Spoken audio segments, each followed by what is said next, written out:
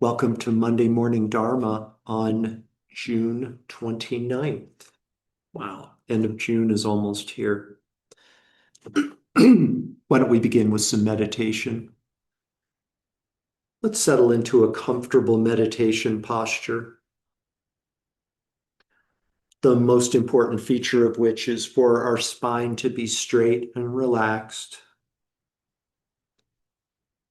We're facing straight ahead with our head tilted slightly forward. Our mouth is closed, our jaw is relaxed. And if you haven't already done so, please go ahead and softly close your eyes. And as a preliminary to our meditation this morning, I'd like you to please mount the following mantra on your breath: rest, relax, allow. As you inhale, silently recite the word rest. At the top of the inhalation, silently say the word relax. And as you exhale, silently recite the word allow, as in allow the world and everything in it to be as it is in this moment.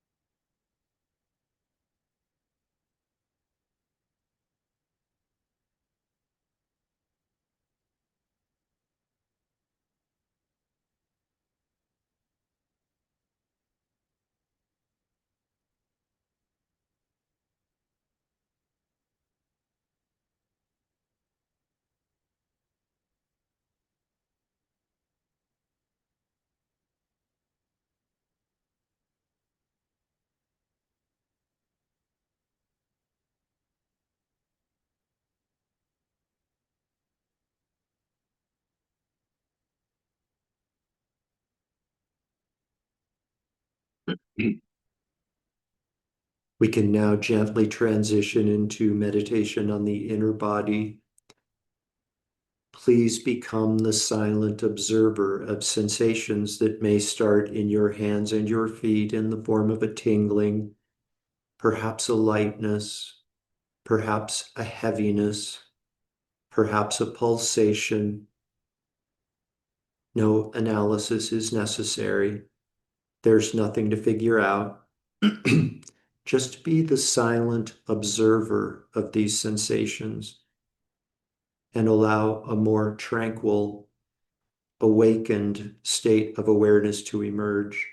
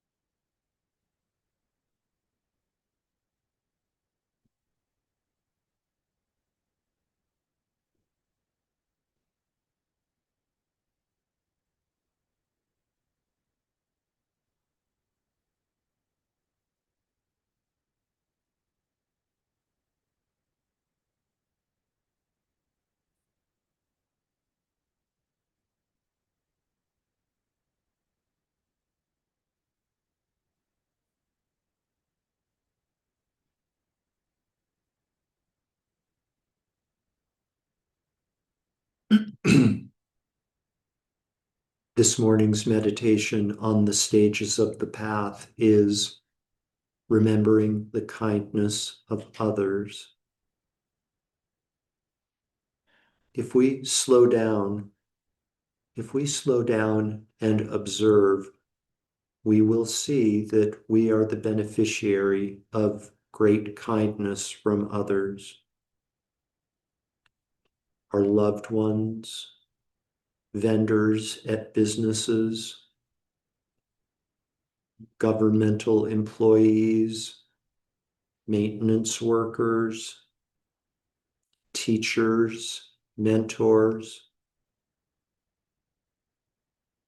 If we stop and observe in a contemplative way, we will see that we are surrounded by kindness. People who extend kindness to us without any expectation of any sort of reciprocation whatsoever. This appreciation, this gratitude for the kindness of others is our object of meditation. Please rest with this feeling of appreciation for the kindness of others, concurrent to meditating on the inner body.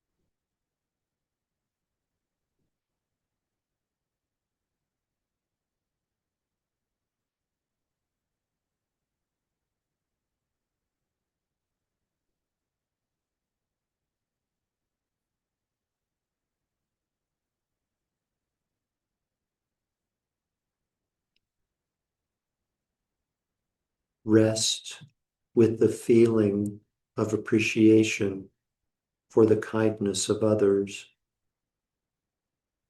and embody this feeling of appreciation by meditating on the inner body.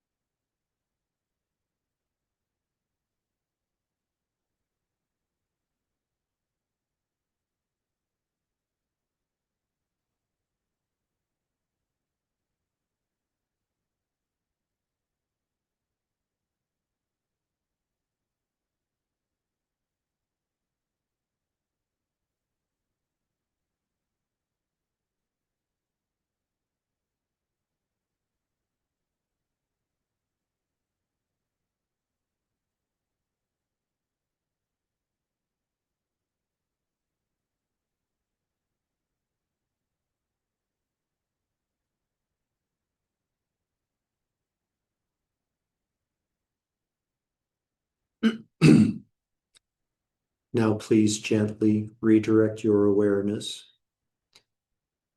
Become aware again of this collection of parts we've agreed to label physical body, and allow your breathing to become less shallow. Taking deeper and deeper breaths, become aware again of the garments of clothing resting on the surface of physical body.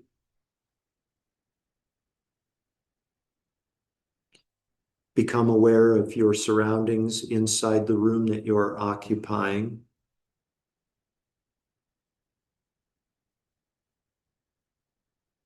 Deeper and deeper breaths, becoming aware again of the world that exists outside of the room that you're occupying.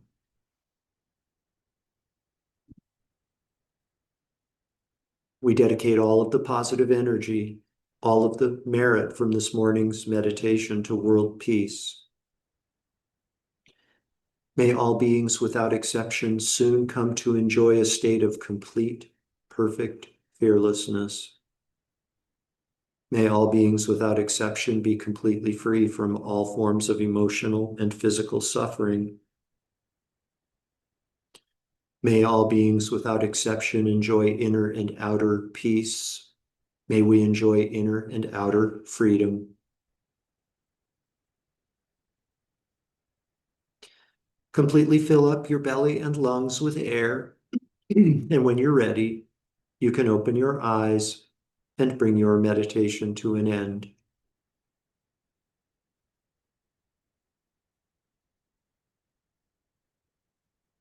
Thank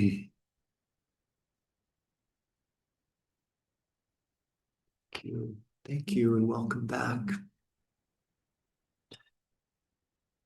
So, as I think most most everyone is aware, I was on vacation last week, and I was up in Denver. Not a terribly eventful vacation, and not an exotic destination. At least for me, I was raised in Denver, and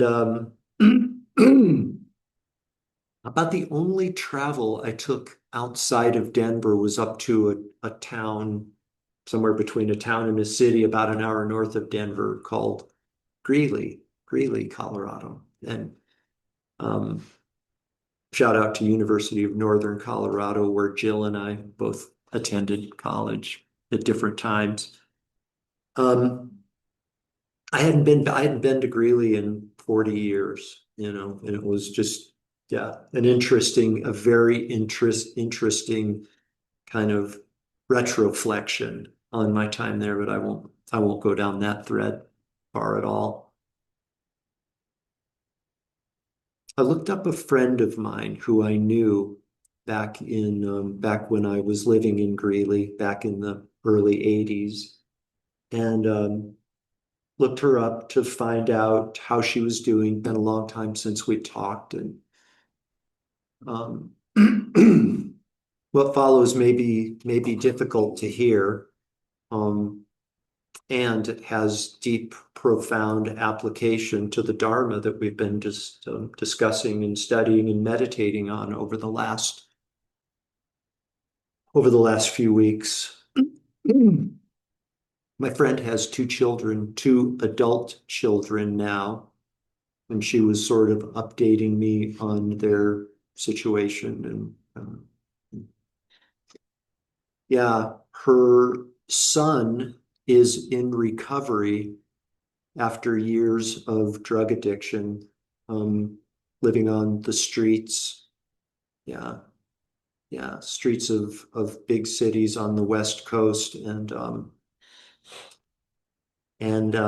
selling his body in order to make money to buy drugs to support his drug habit. And her daughter is an actress in pornographic movies. Those are her two kids. And while my friend, sorry, those are the situations of her two children. Yeah. And um, my friend, she, isn't proud of, she isn't proud of the life situations that her children gravitated toward. Um, Yet she sort of told so many Dharma lessons to take away from this. One is just this sense of self. I mean, she was so incredibly humbled by the direction her children's lives took. Can't imagine anything sort of more humbling. And by the way, it's not like their family, their nuclear family, was some destitute situation, living in places and situations that one might expect, that would contribute to these people um, entering into the life situation that they did. They weren't lacking for resources. They didn't live in a dangerous neighborhood. By outward appearances, it was a fairly stable family situation, yet, yeah.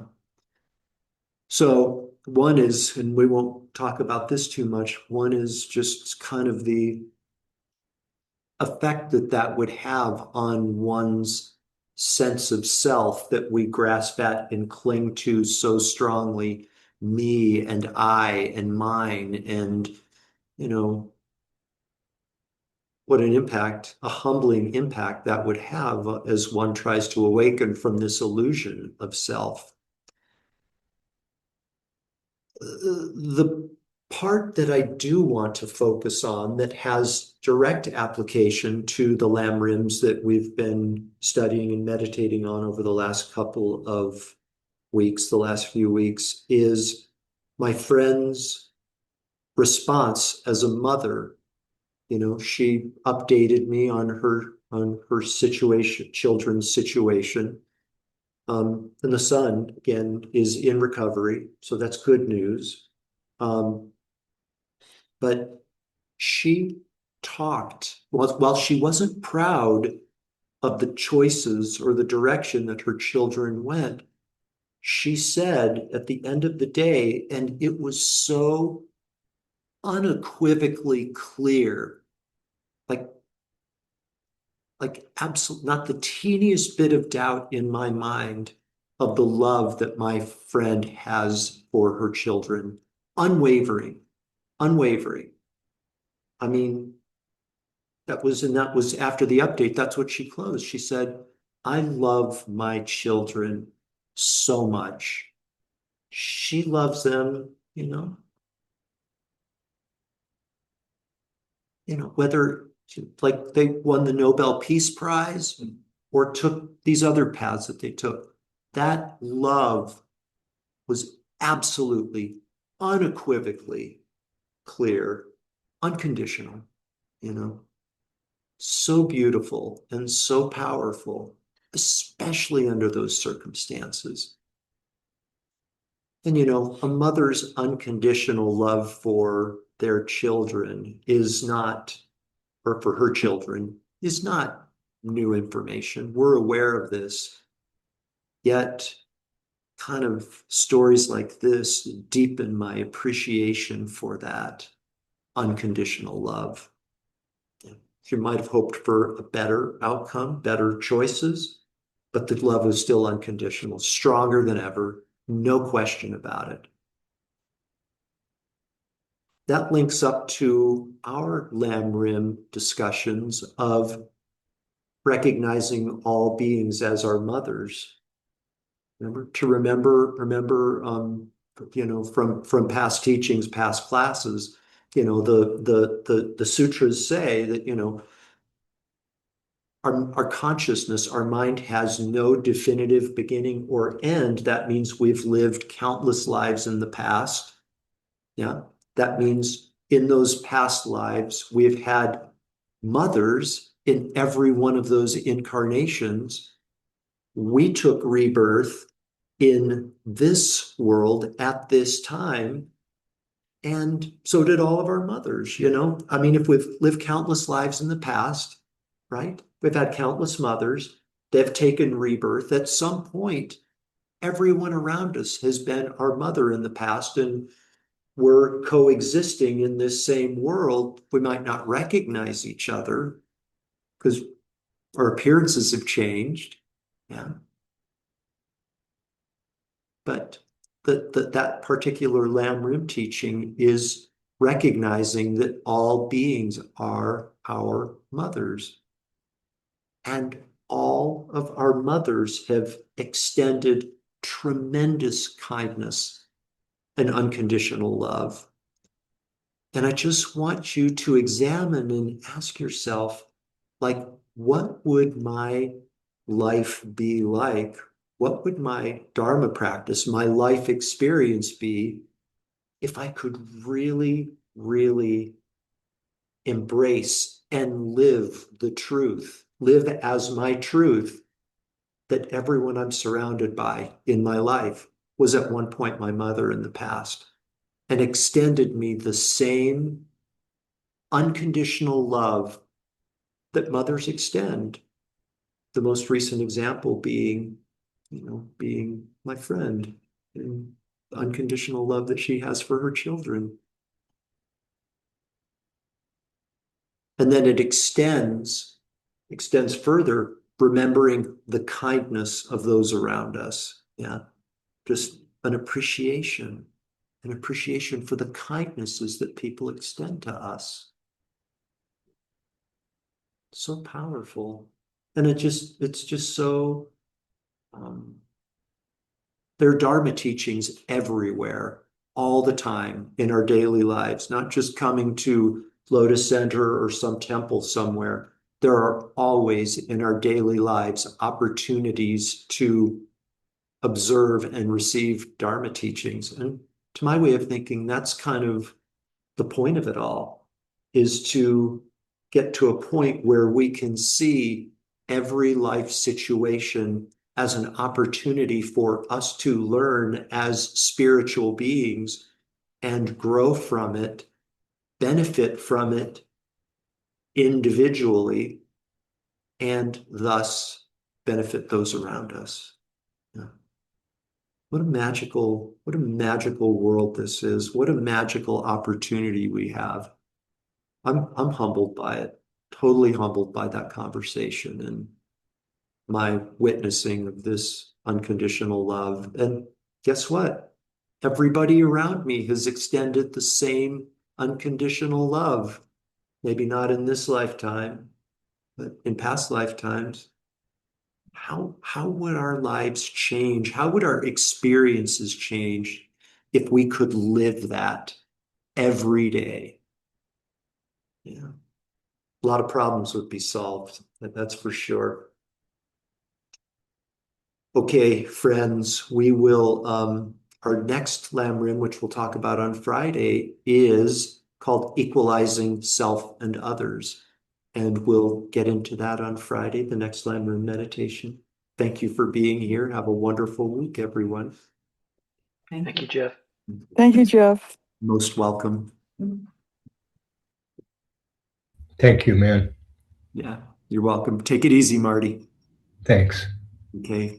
Hi, Teta. Bye, Teta. Thanks for joining us, Timothy.